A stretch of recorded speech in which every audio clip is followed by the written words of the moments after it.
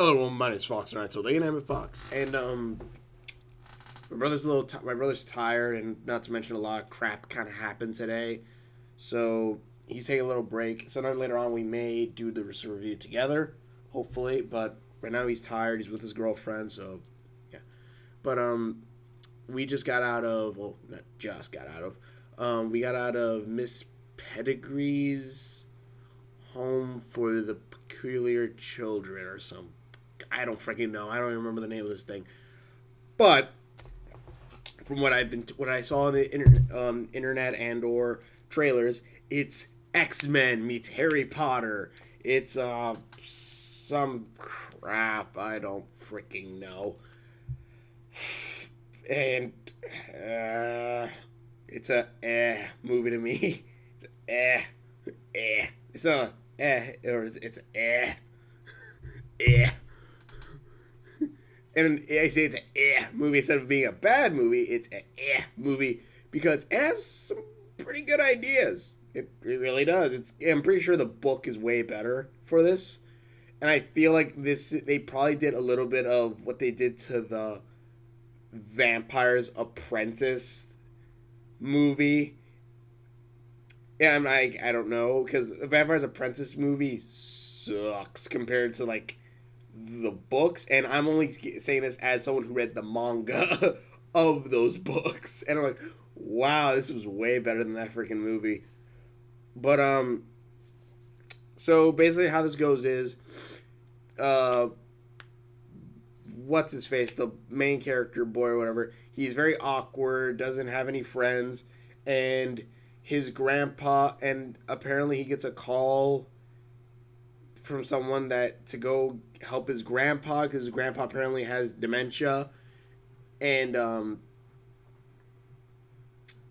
they go there, but they find Samuel L. Jackson for a second, like him and this one lady that drives him. I don't know if it's his aunt or something, but they find the grandpa dead, and then it turns out Slenderman stole his eyes. And I'm not joking, it's freaking Slenderman. It's a giant, lanky dude in a suit with no face, except for like like sometimes Slenderman's showing the mouth, isn't he? But mouth and then tentacles. It's Slenderman. And apparently this thing eats people's eyes.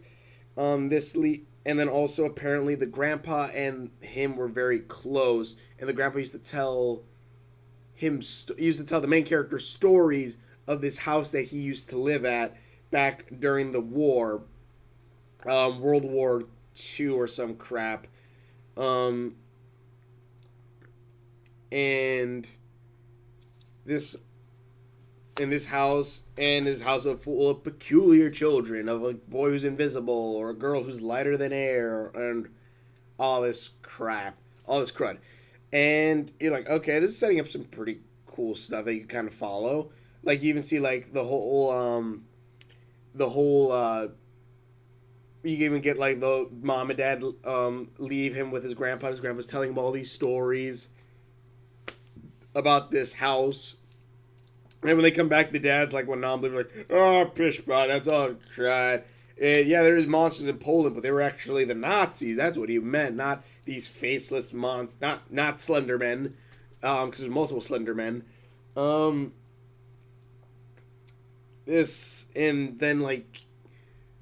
But then there's a book that the grandpa had that he was going to give to his grandson, and it's a postcard to this island, that this island apparently, the Miss Pedigree or whatever, who's the headmaster of this house for peculiar children, who apparently can turn into a bird.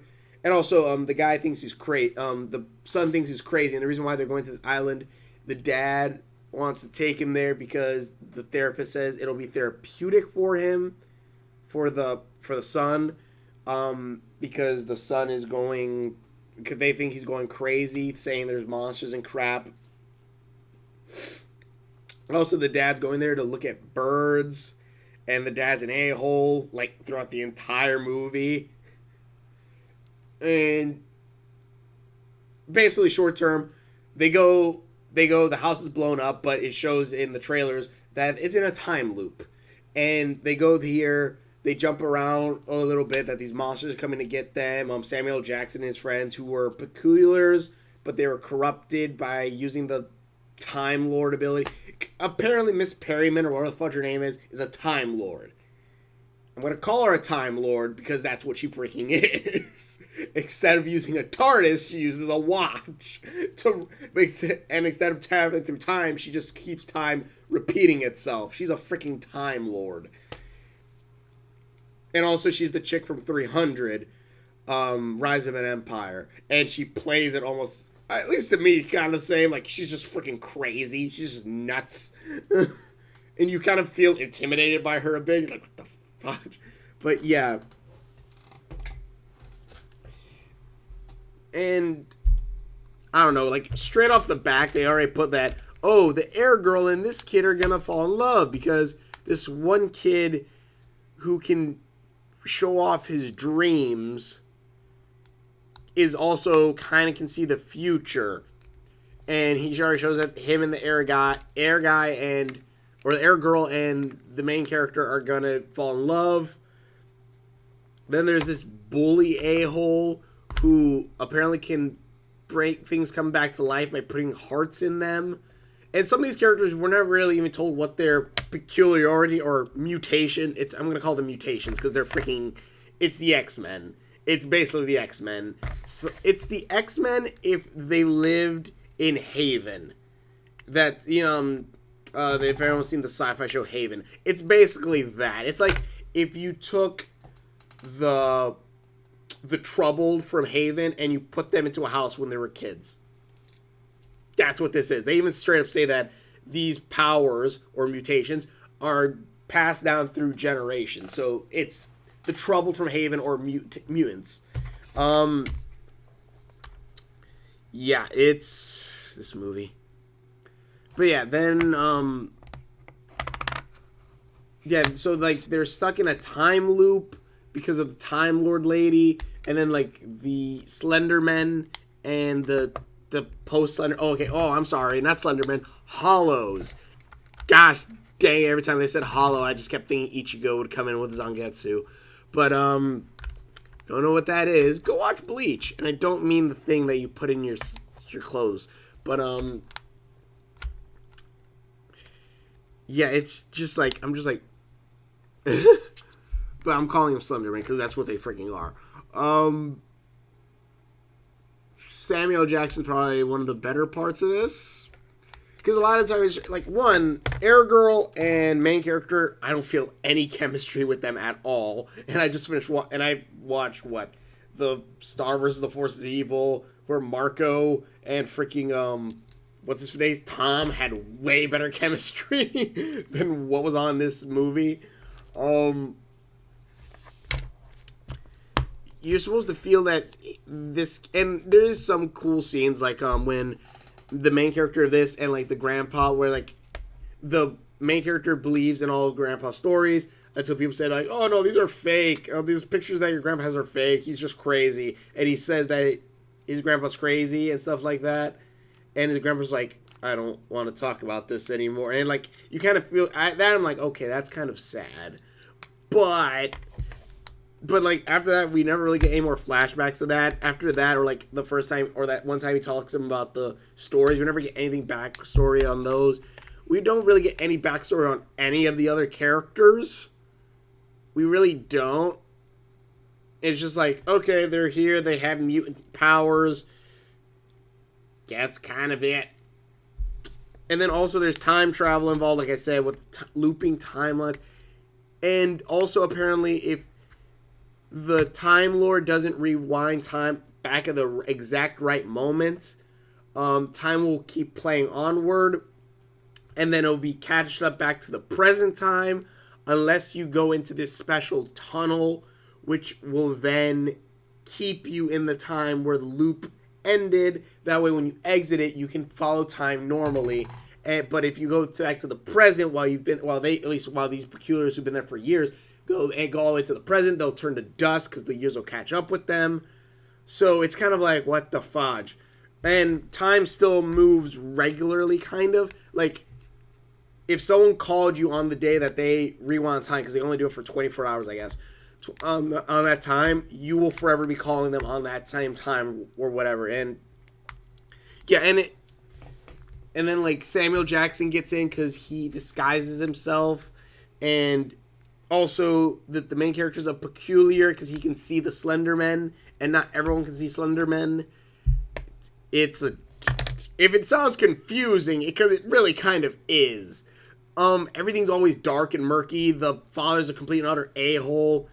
The bully is one-dimensional as fuck. Just like, oh, he's possessive of, like, the bully, whatever, the peculiar guy who could bring things to life by just putting, like, a heart in them.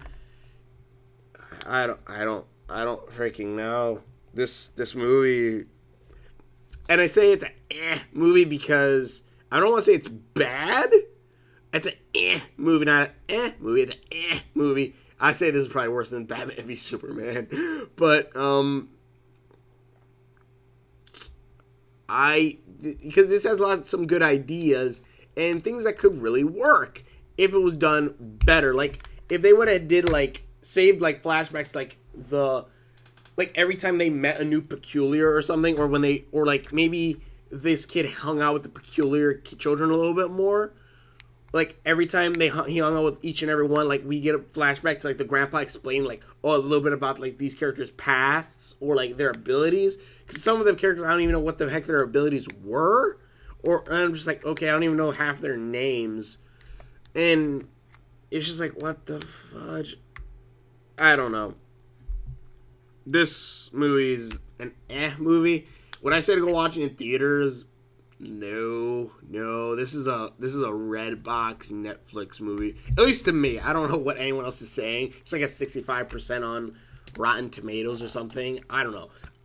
I myself don't know. And also, the ending is, they explain like really quick, like a throwaway line, like, oh yeah, if you kill Slenderman in the past, when we do the loop thing, he won't be there in the future, therefore he won't kill your grandfather in the future. And I'm just like, wait, what the fudge? Also, there's a scene where you see Samuel Jackson, spoiler alerts for the thing, spoiler alerts for like the ending, you see Samuel Jackson get like tentacles shot through his eyes, and then eyes pulled out eaten, because the Slendermen need to eat the eyes of mutants to then become more human again, because originally they were peculiars who were human, quote unquote human, but then they used the Time Lord's time regeneration technology or whatever. I'm not really making that up. It's kind of something like that. And then used it on themselves to try to make them stronger, to let time not affect them, but then they became Slendermen. Yeah. Your guess is as good as mine. But, it's just so effing what the fudge. And then, like, the ending, it's kind of like a reverse Peter Pan, kind of, except Wendy is the one who will live forever in the past, while Peter Pan will grow up to be older, and like in the end, when they do beat everyone, yay! It's, I don't know, this, in the past, like, I don't know, I am skimming through all of this because this is a 2-hour movie that's just like, what the fudge, but yeah, he goes to the future. If he goes back to the future, his grandpa's alive because I guess they killed Samuel Jackson in the past.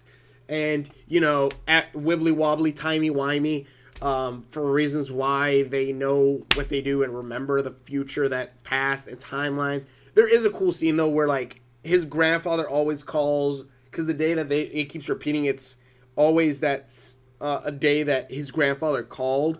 So it's actually kind of cool when his grandson picks it up and says, you don't know me yet, but I want to tell you you're my best grandfather, and clicks it, and you see the grandfather, as a young man, because it's like during the war, he's like, the grandfather's like, oh my gosh, or something like that. And I'm like, okay, that's kind of a cool scene. It has some nice scenes, it has some awesome ideas in it, but they do it all so dang poorly to me, at least to me, that felt so dang poorly.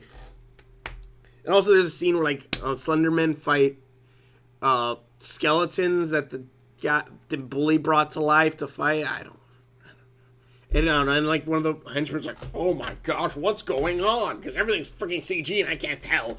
But, oh look, this guy's about to follow me. Oh no! Which, yeah, it's freaking, I don't know. And for some reason, when there's Slenderman, no one else can see them except the main character.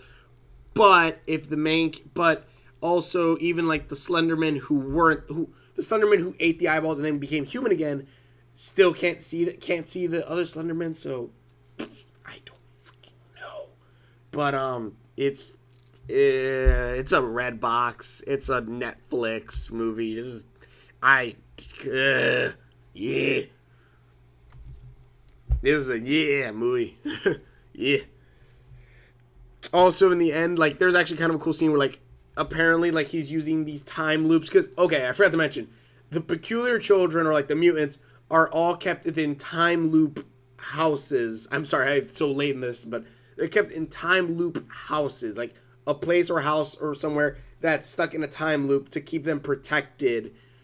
And they're all protected by the Time Lords, who are all female, though.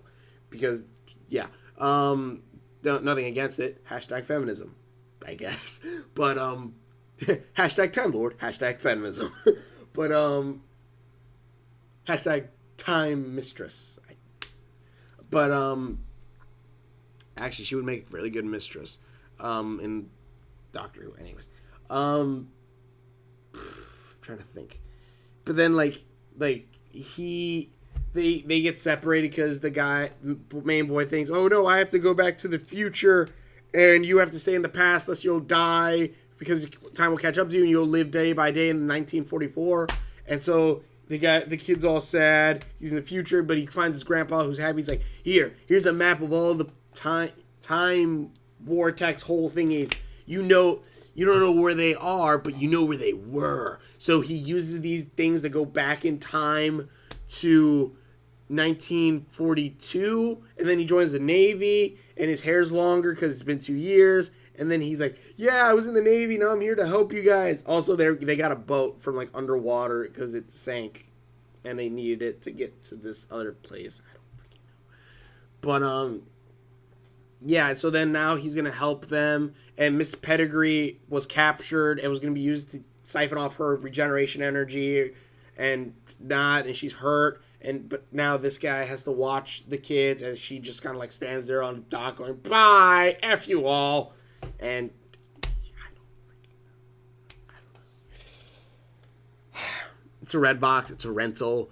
I might do another review with my brother when he, can, but maybe he has some more ideas on this, but I'm just like, what the fudge? And, like, even the time travel was still kind of confusing to me, and mind you, I love time travel. I can, like, explain almost any type of time travel. From all I could guess from this time travel is, if the loop is broken, if it's not reset, if you go stand at this one place, the doorway to this pocket world, or pocket time, or loop, then you can exit it out still in the time where the loop began, and thus be able to continue on in that time. But if you stay where the loop is now, it'll speed up back to the present day. And also that each time loop can be used to transfer back in time, because you still go back in time through this thing, and also you can still change the future if the loop is broken, I guess. I don't know. The acting is meh. For a Tim Burton movie, one, it's dark, so dark. It's a dark movie. Usually it looks almost gray, I think, all the time. I don't know. Would I have known this was a Tim Burton movie if Tim Burton was... Except for, like, maybe the shoes. The shoes were, like, the only thing that really looked Tim Burton-ish to me. Everything else was just, like, meh. This felt like it's supposed to lead into, like, a series or something, which, yeah, book series, but it's just meh. It's a meh movie. Also, there's a time, they say, like, there's a time loop in, like, the London subway system or something, and my brother said Harry Potter, so I'm like, oh, fudge. Maybe that's a reference to Harry Potter. I don't freaking know. Everything's British in this. Yeah, I don't know. This is just a meh movie. Also, there's a scene where they eat eyeballs. Not the kids, but bad Samuel Jackson. And Samuel Jackson's pretty funny in this. He's basically like a cartoon character in this, and it's so kind of like out of place a little bit, but it's at least kind of funny. But yeah, and like again, Air Girl and main hero really have no chemistry whatsoever. The only reason why they kind of got together was literally that the script told them to get together, and that was kind of it. I don't know. Also, they're kind of stuck in purgatory because like they're just in an infinite loop forever. But yeah, I don't know. Tell me what you guys think. This is something again, Netflix, Redbox. I wouldn't recommend watching this in the theaters. I really wouldn't. Tell me what you guys think. Apparently, it's way different from the book. And again, like I said, like I could feel that this is somewhat like the Vampire Apprentice movie, where like there's a lot in the book that's way better or more explained, at least, because you really get no time with the other characters. You only get a little bit with them, and each character we don't really get some motivations. Like even the bully, like we just get like, oh, he's a little protective, and also that he's overprotective, or like he doesn't want to share something. I don't freaking know. And also he's angry at this kid's grandfather. And again, I think couple things that would have helped was, one, explain the time travel a little bit better. Two, have flashbacks to the boy with his grandfather throughout the movie, and especially with like scenes like you know the grandfather. Oh, this is Marjorie. She controls air, and she once lived in this thing or whatever. And like explain a little bit of like their pasts throughout this movie. And this is supposed to be kind of like the beginning of everything. Kind of show it like that. Other than that, we don't really know much about these characters' past. Maybe in the book, like, it's the same way, and, like, we're supposed to learn it over the series, but, like, this, it's just kind of like, man, and I never really got, like, too much that these two, like, the main character and the grandpa were that close. I only got a little bit, and just the dad's just a straight-up a-hole. He's just a straight-up a-hole. Like, honestly, if he would have died, I would just have been like, all right, fine. Dad, there was nothing redeeming from him.